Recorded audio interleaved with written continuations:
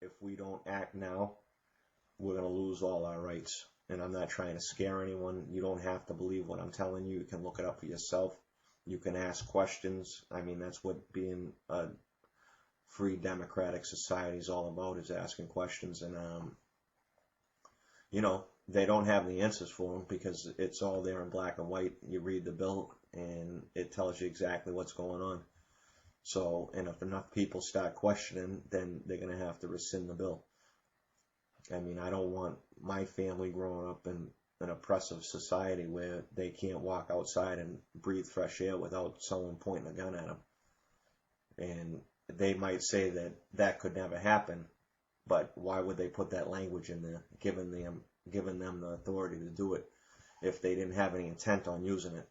So don't believe what they tell you, because our forefathers left England because of the very things that are going on in our government today. I served my country. I got an honorable discharge from the Army, and I swore an oath to protect the country from all enemies, foreign, domestic. Now, these people that are operating in our government right now are criminals, and you don't have to agree with me. You can disagree with me, but time will tell. And if we don't do something, like I said, if we don't all stand up and participate in our free democratic society, you're going to lose your rights, and you're going to lose them quick. They're devaluing the dollar. The Federal Reserve is printing money, which they don't have the authority to do, regardless of what Congress says they do. It's in the Constitution. They do not have the authority to print paper money. That's in our Constitution. So whatever you hear on TV isn't what the reality is. And the people need to stand up and unite and stop this, because you are losing your rights as we speak. They got H.R.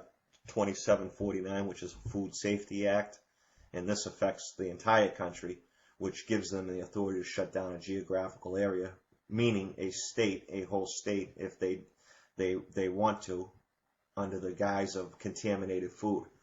They can stop all forms of transportation in and out of the state. They can destroy vehicles. They can declare martial law, and they can shut restaurants down. They can shut down supermarkets. And I'm not going for it. And I know there's a lot of people out there that are upset and they don't know what to do. But I'm telling you right now, all we have to do is unite, and we'll be a force to be reckoned with. Because generally speaking, the people are on the side of the winners. Meaning, if there's more of us than there are of them, then people are going to be on our side. They're not going to be on their side. Because that's how people are. It's the nature of them, and the government knows that. They've done studies. They figured those things out. And that's why they put all these hot button issues out there to distract people, so they argue amongst themselves, like race and abortion and terrorism and healthcare and God only knows what else. They got you all distracted, arguing amongst each other while they're all fucking robbing us. Excuse my language, but I'm pissed. So, getting back to the issues, I'm not going to get into everything, but we have a lot of problems in this country, and it's been since the beginning of time. The majority of problems arise from greed. So that's the starting point. Abraham Lincoln said, the money powers prey on the nation in times of peace and conspire against it in times of adversity. And we're in times of adversity right now. And that's what the Federal Reserve is doing. And they're not the only bad guy out there, but they have exceeded their authority by printing money. It's in our Constitution. They don't have the right to print paper money. Our founding fathers knew the hazards of that, and they specifically put it in the Constitution to make it criminal to do so, because it happened before in this country. And they stopped teaching stuff in school, and people don't know. I talked to people today, they didn't even know what martial law was. They're like, what's that? And when I told them, they couldn't believe it. So, I mean, you figure it out. I mean, people have to wake up, and it's unfortunate, but we're at a point right now that if people don't wake up, they're going to lose everything that they fought for and struggled for all these years, and not to mention all the things that our forefathers fought for and died for this country.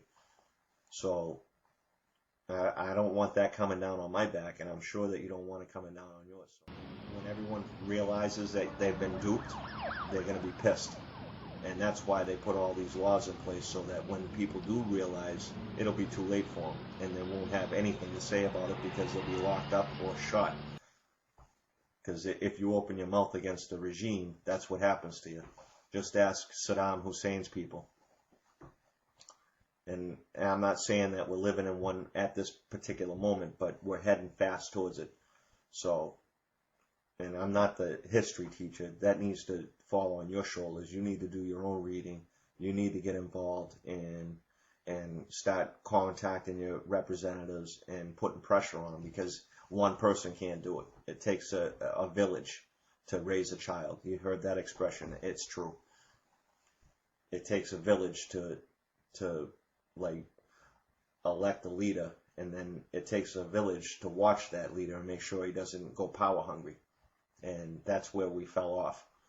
We were out watching football or basketball or baseball or going on the beach or talking on the internet or texting each other, whatever the case may be, arguing about healthcare or abortion while they're robbing us blind.